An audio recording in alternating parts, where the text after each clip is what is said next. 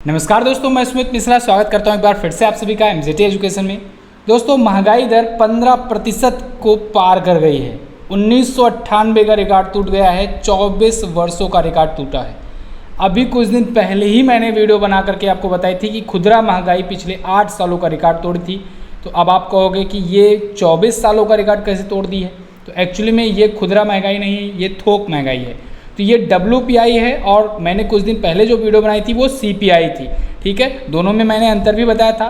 फिलहाल इस वीडियो में हम लोग डिटेल में एनालिसिस करने वाले हैं। ये महंगाई दर 15% को पार कर गई है, तो इससे क्या क्या इफेक्ट देखने को मिलेंगे, क्या कुछ यहाँ से टर्म्स बन सकते हैं आपके एग्जाम के पॉइंट ऑफ व्यू से, उसको भी हम लोग जानेंगे, बहुत ही अच्छे से समझेंगे। इससे पहले मैंने जो आपको वीडियो दी थी, अगर आपने नहीं देखा इसको ज़रूर देखिएगा। रिकॉर्ड ऊंचाई पर खुदरा महंगाई, इसमें हमने CPI को अच्छे से समझा था, CPI और WPI के बीच में अंतर जाना था। इस बार जो है ये खुदरा महंगाई नहीं है, इस बार जो बढ़ी हुई है ये थोक महंगाई है। मतलब खुदरा महंगाई तो बढ़ी है, लेकिन ये साथ ही साथ अब थोक महंगाई भी बढ़ गई है। यानी होलसेल प्राइस इंडेक्स जो है WPI जिसे कहते हैं, उसमें भी इंक्रीमेंट देखने को मिला है। एक बार फिर से समझते हैं ये WPI और CPI होता क्या है आसान भाषा में। देखिए, जब कोई फैक्ट्री है, फर्म है, जहाँ से कोई भी चीज़ प्रोड्यूस होता है, वहाँ से दोस्तों जहाँ से प्रोडक्शन होता है, वहाँ से जब प्रोडक्ट निकलता है और थोक मार्केट में जाता है, यानी कि जो होलसेल डिपोट होता है वो लोग थोक में लेते हैं फैक्ट्रियों से माल। तो जब थोक में लेते हैं माल, जो उसकी जो महंगाई की दर होती है, यानी होलसेल की जो प्राइस इंडेक्स होती है, उससे हम लोग WPI के नाम से जानते हैं। अब यही होलसेल डिपोट क्या करते हैं, ये रिटेलर्स के पास अपना सामान भेजते हैं, या कहें कि रिटेलर्स जाकर यहाँ से होलसेल से फुटकर में लेते हैं सामान। हालांकि फुटकर में उतना ज़्यादा फुटकर में नहीं लेते हैं, रिटेलर भी थोड़ा बहुत थोक में लेते हैं, लेकिन यहाँ जो रिटेलर होते हैं यहाँ से सीधे ये आम जनता के पास जाते हैं सामान। तो जो आम जनता लेती है वो थोक में तो लगी नहीं, उसे जब जितना ज़रूरत होगा उतने में लेगी। फॉर एग्जांपल अगर चीनी लेना है तो 1 किलो 2 किलो 5 किलो लेगी चीनी, ठीक है ना। जबकि यहाँ से अगर ये लोग लेंगे तो 1 बोरा 2 बोरा लेंगे। और वहीं पर अगर ये होलसेल डिपोट की बात करें, अगर ये चीनी मिल से उठा रहे हैं तो ये हो सकता है कि पूरी गोदाम अपना भरवा के रख लें, ठीक है। तो इस प्रकार से होता है। तो यहाँ पर जो रिटेलर के पास पहुँचता है वो होता है कंज्यूमर प्राइस इंडेक्स, यानी कि खुदरा महंगाई दर होता है ये, ठीक है ना। खुदरा का ये इंडेक्स होता है और ये होता है होलसेल का, यानी थोक महंगाई दर। इसको आप और अच्छे से समझिए, दोनों में अंतर देखिए। जो WPI होता है दोस्तों, ये ऑफिस ऑफ इकोनॉमिक एडवाइजरी के द्वारा जारी किया जाता है। वहीं CPI जो होता है ये सेंट्रल स्टैटिस्टिक ऑफिस यानी CSO के द्वारा जारी किया जाता है। ये क्वेश्चन कई बार एग्जाम में बना है। एक चीज़ और ध्यान देना होगा, क्योंकि दोस्तों आप देख रहे हो कि फैक्ट्री से जब माल उठाया जाता है तो केवल और केवल वो थोक में उठाया जाता है और केवल वो सामान ही रहता है, गुड्स ओनली रहता है, गुड्स ओनली रहता है। लेकिन अगर रिटेलर के पास कोई चीज़ आ रही है तो हो सकता है रिटेलर सामान के साथ साथ कभी कभी कुछ सर्विसेज भी देता है। फॉर एग्जांपल जैसे मान लीजिए इलेक्ट्रॉनिक का कोई आप यहाँ पर दुकान समझ लो इसकी, तो इलेक्ट्रॉनिक की जो शॉप होगी ये यहाँ से WPI के माध्यम से, मतलब कि यहाँ फैक्ट्रियों से केवल सामान ही मंगाएगी, केवल सामान ही मंगाएगी। लेकिन जब इसके पास सामान आएगा तो ये कस्टमर के पास सामान तो भेजेगा ही, साथ ही साथ उस इलेक्ट्रिक इक्विपमेंट को दोस्तों फिट करने वाला मैकेनिक भी तो भेजेगा, यानी मैकेनिक भी तो दे रहा है, यानी कि ये सर्विस भी तो दे रहा है। तो जो रिटेलर होता है दोस्तों, CPI के केस में क्या होता है कि यहाँ पर सर्विस के गुड्स के साथ साथ, यानी सामान के साथ साथ सर्विस भी दी जाती है, सर्विस भी बेची जाती है। तो एक अंतर आप समझेंगे कि WPI के केस में केवल गुड्स का मेजर किया जाता है, जबकि CPI के केस में गुड्स और सर्विस दोनों का मेजरमेंट किया जाता है। यहाँ पर आइटम का कवरेज है दोस्तों कि कितने आइटम किसके तहत कवर होते हैं। एक और चीज़ ध्यान रखिएगा कि WPI जो होता है ये फाइनेंशियल ईयर में काउंट होता है। फाइनेंशियल ईयर बोले तो 1 अप्रैल से लेकर के 31 मार्च, ठीक है, 1 अप्रैल से 31 मार्च, तो ये हो गया फाइनेंशियल ईयर। यही कारण है कि इसका जो बेस ईयर है वो 2011-12 करके दिखेगा आपको।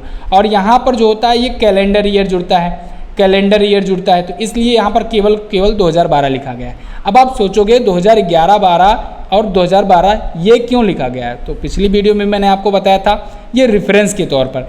मतलब ऐसा नहीं है कि जैसे कि अभी ठंडी चल रही है, गर्मी चल रही है, तो फिर अभी का कंपैरिजन करें 2-4 महीने पहले से। भाई अगर कंपेयर करना है ये प्राइस इंडेक्स महंगाई, हम लोग कैसे कंपेयर करेंगे महंगाई? हम लोग कंपेयर करेंगे कोई एक ईयर को बेस मान लेंगे, उसी ईयर को बेस मान करके उसी से कंपेयर करेंगे, तुलना करेंगे, तभी तो पता लगेगा कि कितना महंगा हुआ है, अब चीज़ें कितना महंगाई चल रही हैं।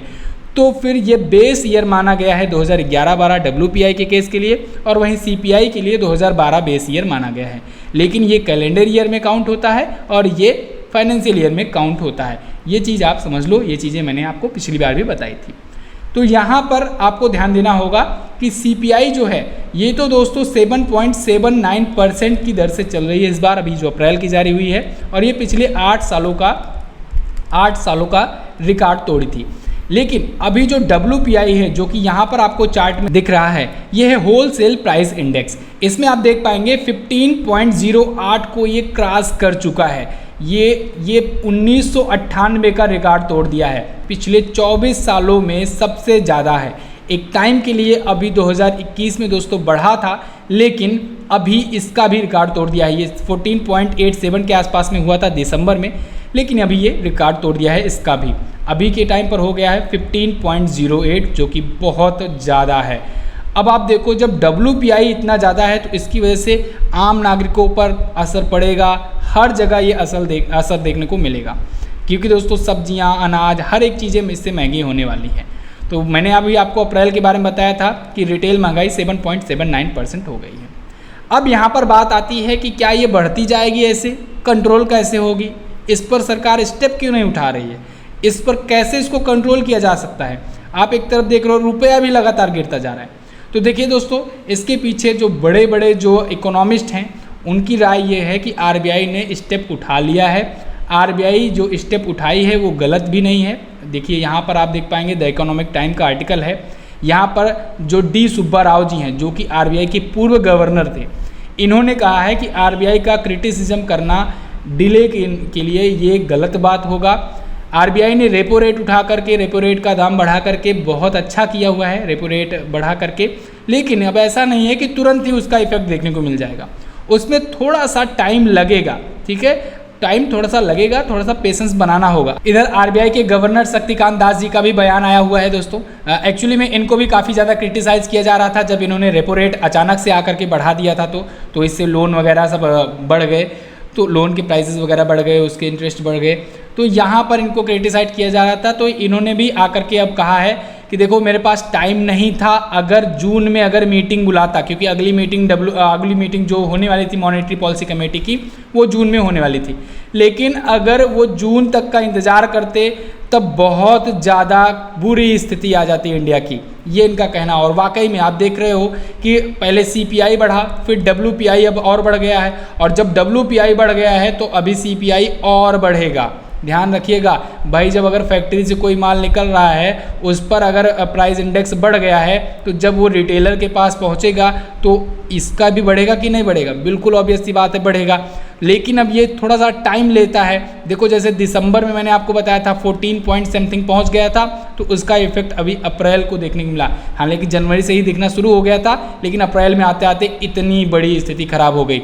तो अभी WPI फिर से बढ़ गया है, यानी कि अभी और महंगाई बढ़ेगी। ठीक है ना, लेकिन इसके लिए भी इन्होंने RBI ने भी स्टेप उठा लिया है। RBI ने रेपो रेट को बढ़ा दिया है, और रेपो रेट के बढ़ाने से क्या होगा, रेपो रेट को बढ़ाने से क्या होगा, इस पर मैंने आपको वीडियो भी दी हुई थी। अगर आपने देखा होगा तो समझ में आ रहा होगा, नहीं होगा तो एक बार शॉर्ट में यहाँ पर समझ लीजिए, वरना आप वीडियो जरूर देखिएगा, अच्छे से समझ में आएगा। रेपो रेट एक्चुअली में होता यह है कि जब बैंकें दोस्तों RBI से उधार लेती हैं तो उनको बदले में जो इंटरेस्ट चुकाना पड़ता है उसे कहते हैं रेपो रेट। जब इंटरेस्ट रेट RBI बढ़ा देगा तो ये बैंकें दोस्तों महंगे दामों पर लोन पाएंगी। जब ये महंगे दामों पर लोन पाएंगी तो फिर मार्केट में भी महंगे दामों पर लोन बांटेंगी। जब महंगे दामों पर लोन बांटेंगी तो जो कस्टमर होगा वो कम लोन लेना चाहेगा, क्योंकि इंटरेस्ट रेट महंगा है। जब कम लोन लेना चाहेगा तो उसकी परचेजिंग पावर कम होगी, यानी कि खर्च करने की क्षमता कम होगी। जब खर्च करने की क्षमता कम होगी तो फिर वो अपनी महत्वाकांक्षा को कंट्रोल करेगा, मतलब खर्च करने से थोड़ा बचेगा। जब खर्च करने से बचेगा तो फिर मार्केट में जो सप्लाई की कमी पड़ी हुई है वो सप्लाई की कमी बढ़ेगी, क्योंकि डिमांड कम होगी। जब डिमांड कम होगी, सप्लाई बढ़ेगी, तो फिर अपने आप महंगाई धीरे धीरे कम होने लगेगी, क्योंकि जब सप्लाई ज़्यादा रहता है और डिमांड में कमी रहती है तो फिर महंगाई कम होती है, कंट्रोल होती है, लोग सस्ते दामों पर सामान बेचते हैं। तो इस तरीके से रेपो रेट बढ़ा करके RBI इसको कंट्रोल करेगी। लेकिन अगर आप कहो कि वन नाइट में इसका इफेक्ट देखने को मिल जाए, तो ये इफेक्ट तुरंत देखने को नहीं मिलता है।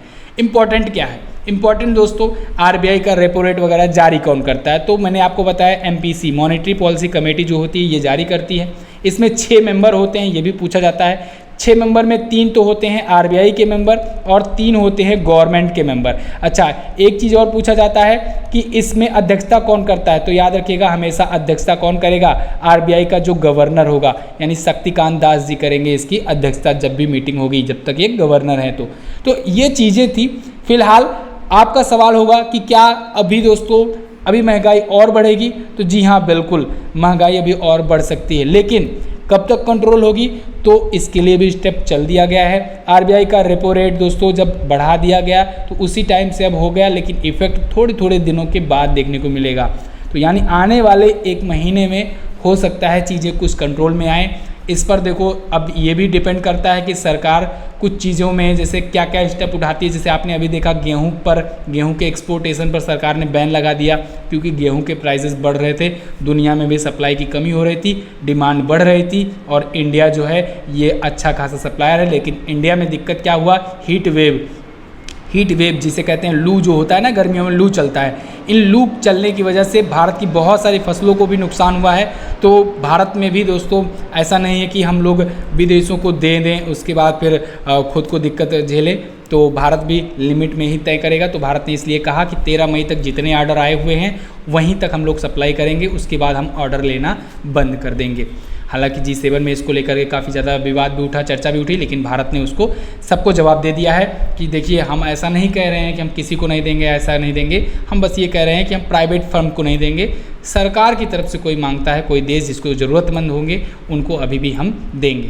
तो फिलहाल ये तो थी वीडियो दोस्तों, छोटी सी वीडियो के माध्यम से समझाने का प्रयास मैंने किया हुआ है महंगाई को। अगर आपको समझ में आया हो तो आप लोग वीडियो को लाइक कीजिएगा और शेयर कीजिएगा अपने दोस्तों के साथ। और हाँ, अगर आप चाहते हो इकोनॉमी का इंडिविजुअल बैच तो आप जाइए MZT ऐप पर, गूगल प्ले स्टोर पर आपको जाना है, MZT लिख करके सर्च करना है। MZT ऐप पर जाने के बाद वीडियो कोर्स सेक्शन में जाओगे तो आपको यहाँ पर इकोनॉमी का मिल जाएगा लेक्चर। इस कोर्स को परचेज कर सकते हो आप, बहुत ही किफ़ायती दामों में है इंडिविजुअल बैच। अगर आप कोई कॉम्बो बैच लेना चाहते हो वो भी ले सकते हो, और भी बहुत सारे इंडिविजुअल बैच हैं उनको आप ले सकते हो।